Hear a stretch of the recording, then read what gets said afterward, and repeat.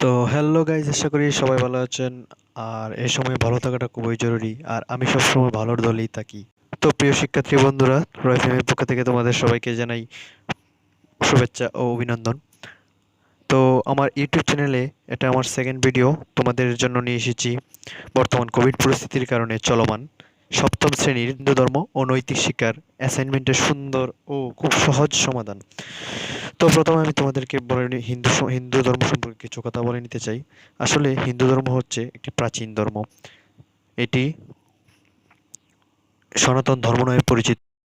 প্রাচীনকালে ঋষিরা সিন্দুর স্থলে হ উচ্চারণ করত, তাই আমরা আজ হিন্দু নামে পরিচিত। এখানে অ্যাসাইনমেন্টের নির্ধারিত কাজ হলো ঈশ্বর এক ও অদ্বিতীয় এবং নিরাকার, তবে সব সাকার রূপ একই সময়ের বিভিন্ন প্রকাশ যুক্তিসহ বিশ্লেষণ পূর্বক ব্যাখ্যা করো। তো আর দেরি না করে ভিডিওতে চলে যাই। তো দেখতে পাচ্ছেন এখানে সপ্তম শ্রেণী হিন্দু ধর্ম ও নৈতিক শিক্ষার অ্যাসাইনমেন্টের নির্ধারিত কাজসমূহ সুন্দরভাবে আমি তুলে ধরেছি।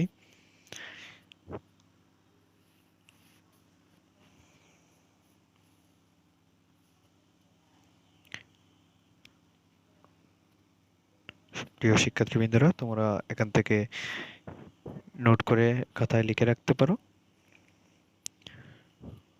আমি বইয়ের ভাষায় খুব সুন্দরভাবে লিখে রেখেছি এবং তোমাদের জন্য আমি আমার ইউটিউব চ্যানেলে আপলোড করেছি। এবং যারা যারা আমার ইউটিউব চ্যানেলটিকে এখনও সাবস্ক্রাইব করেননি, আশা করি সবাই পরবর্তী অ্যাসাইনমেন্টগুলো সহজভাবে পাওয়ার জন্য এবং সবার আগে পাওয়ার জন্য অবশ্যই আমার ইউটিউব চ্যানেলটি সাবস্ক্রাইব করে আমার সাথে থাকবেন।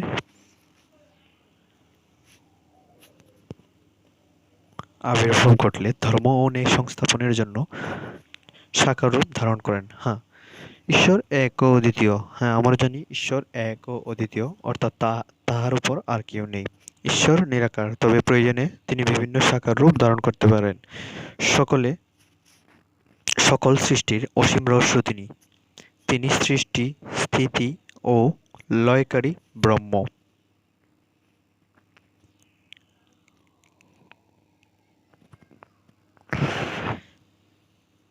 তার আদি ও অন্ত কিছুই নেই। তিনি অনন্ত ও অবিনশ্বর। তার বিনাশ নেই। হ্যাঁ, আমরা জানি ঈশ্বরের কোনো বিনাশ নেই। যখন তিনি জীবের মধ্যে আত্মারূপে অবস্থান করেন, তখন তাকে জীবাত্মা বলে। হ্যাঁ, আমাদের মধ্যেও কিন্তু ঈশ্বর আত্মারূপে অবস্থান করে আছেন। হিন্দু ধর্মে ঈশ্বরকে ভগবান নামে ডাকা হয়। হ্যাঁ, আমরা সবসময় হিন্দু ধর্ম অনুসারে ঈশ্বরকে ভগবান নামে অভিহিত করি। ঈশ্বরকে ভক্তরা বহু নামে ডাকেন। হ্যাঁ, ঈশ্বরকে ভক্তরা বহু নামে ডাকেন, যেমন পরমেশ্বর, শিব, বিষ্ণু, আরো অনেক নাম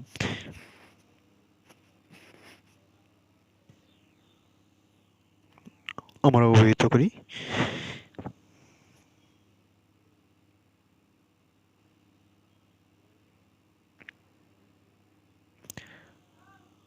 কারো কোনো কিছু বুঝতে সমস্যা হলে অবশ্যই আমাকে কমেন্ট বক্সে জানাবেন।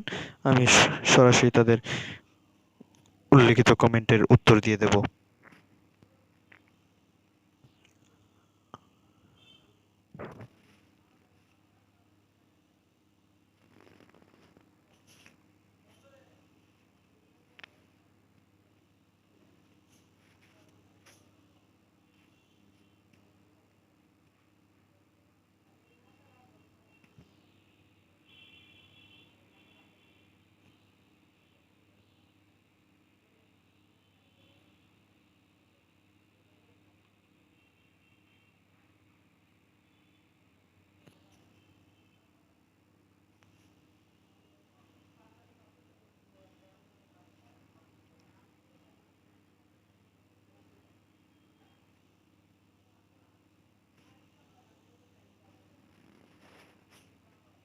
আর আশা করি বুঝতে সমস্যা হবে না।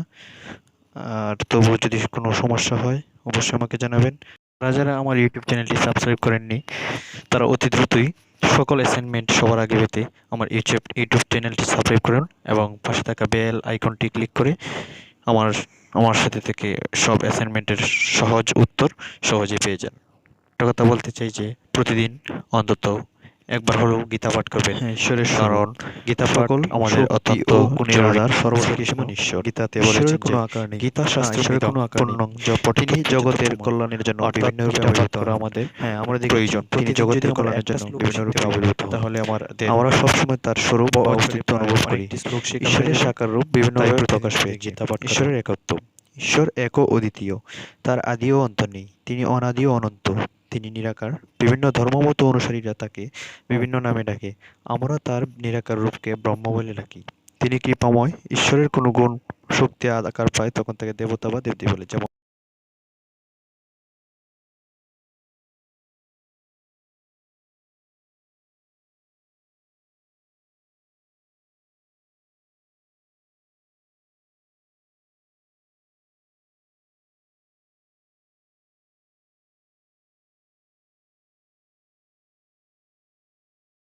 আর কারো কোনো বুঝতে সমস্যা হলে অবশ্যই আমাকে কমেন্ট বক্সে জানাবেন, আমি তাদের সব প্রশ্নের উত্তর সুন্দরভাবে বুঝিয়ে দেব।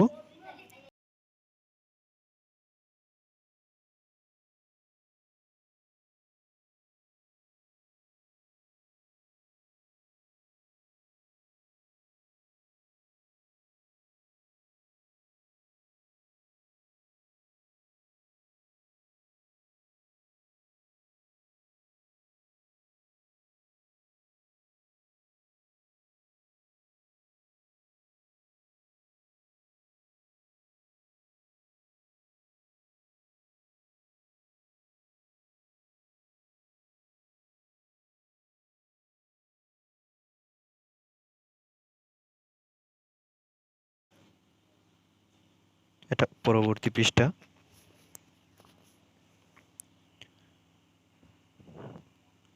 ঈশ্বরের স্বরূপ ও ঈশ্বরের একাত্ম নিয়ে বর্ণনা করা হয়েছে। তো সুন্দরভাবে খাতায় উপস্থাপনা করা হয়েছে, সুন্দরভাবে তোমরা এটাই নোট করে লিখে রাখতে পারো। তো আমি ভিডিও শেষ করার আগে একটা কথা বলতে চাই যে প্রতিদিন অন্তত একবার হলেও গীতা পাঠ করবেন। আর আশা করি গীতার একটা শ্লোক হলেও প্রতিদিন একটা একটা শ্লোক করে পড়বেন, তাতে আপনার গীতা সম্পর্কিত সম্যক ধারণা লাভ হবে।